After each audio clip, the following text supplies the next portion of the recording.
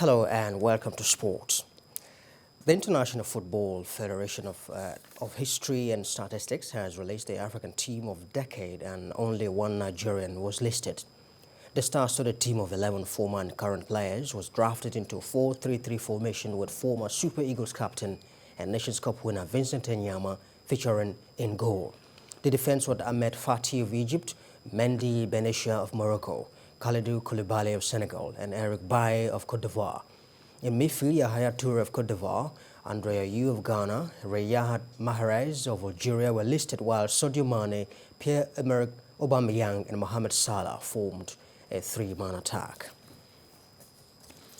And Super Eagles captain Ahmed Musa has agreed terms with the Premier League club West Bromwich Albion and will complete the formalities of his transfer to the club. Musa was due to arrive at the club 2 weeks ago, but the player and his representatives were still studying the terms offered by West Bromwich Albion. If he passes his fitness and medical test, he will sign a short-term deal until the end of the current season.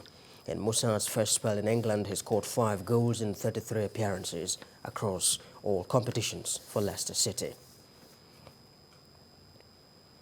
And Chelsea owner Roman Abramovich has written a message of support to Reece James and the first-team players after the right-back was racially abused on social media. The Russian also vowed to increase funding to help the club tackle discrimination. In the same vein, Manchester United have approached Anthony Martial to help with security at his house after racist trolls targeted he and his wife online. The France forward was subjected to sickening abuse following the club's home defeat at the hands of Sheffield last week. United's Marcus Rashford, West Bromwich Albion's Romain were all targeted. And the Nigeria Basketball Federation, NBF, has confirmed that coach Mfon Udofia will lead the Tigers to the 2021 Afro-Basketball qualifiers in Tunisia. Mfon will stand in for head coach Mike Brown, who is currently working with the NBA team, the Golden State Warriors, and coach Alex Nwora, who is not available due to personal reasons. MBBF President Musa Kida says the absence of coaches Brown and Nwora will not affect the team's outing because Mfon Udofia is a capable hand. The 31-year-old retired point guard is currently an assistant coach with Sky Hawks in the NBA G League and will become the youngest ever coach to handle the Nigeria senior national team. The rescheduled Tokyo Olympics is just a few months away, but there are huge uncertainties that the Games may not hold amid a surging pandemic and a global scramble for vaccines. Organizers are insisting that the Games can still hold, with plans to vaccinate athletes, officials and fans who will be attending the sport. And now let's talk about boxing. Anthony Joshua has told rival Tyson Fury that he will not be civilized as he prepares for combat and war ahead of the potential fight. Joshua is expected to face Fury in a unification fight this year with the British rivals, currently finalizing terms for a blockbuster battle that will decide the #1 heavyweight champion of the world. Fury ruthlessly stopped Deontay Wilder last February to claim the WBC belt, while Joshua inflicted an explosive knockout on Kubrat Pulev last December to retain the WBA, IBF, and WBO titles. And in tennis, Serena Williams says that she may not have been able to play in Australian Open had it not been pushed back by 3 weeks. The first Grand Slam of the year was delayed to allow players to quarantine. Williams, who is chasing a record equaling 24th major singles title next week, said that she needed the extra time to fully recover from an injury sustained at the US Open last year.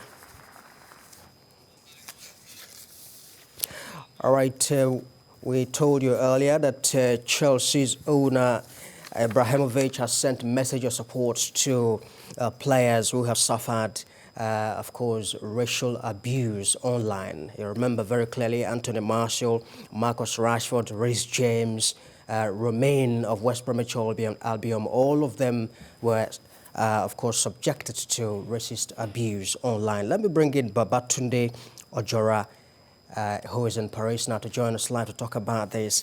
Well, Babatunde, good to see you this morning.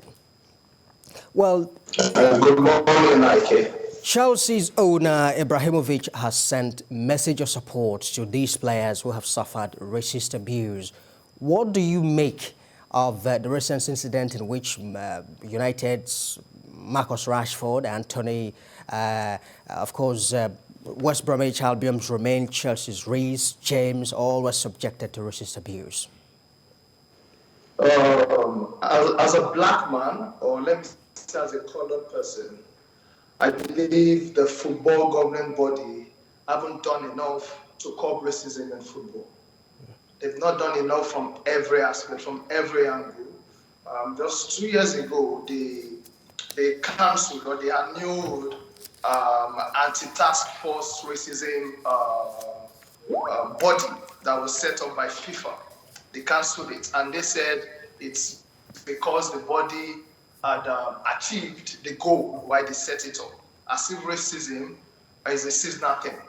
Now coming to the Premiership and the latest racial abuse we've seen on colored players, that tells you it's like this football governing body don't really understand the effect of racially abusing someone.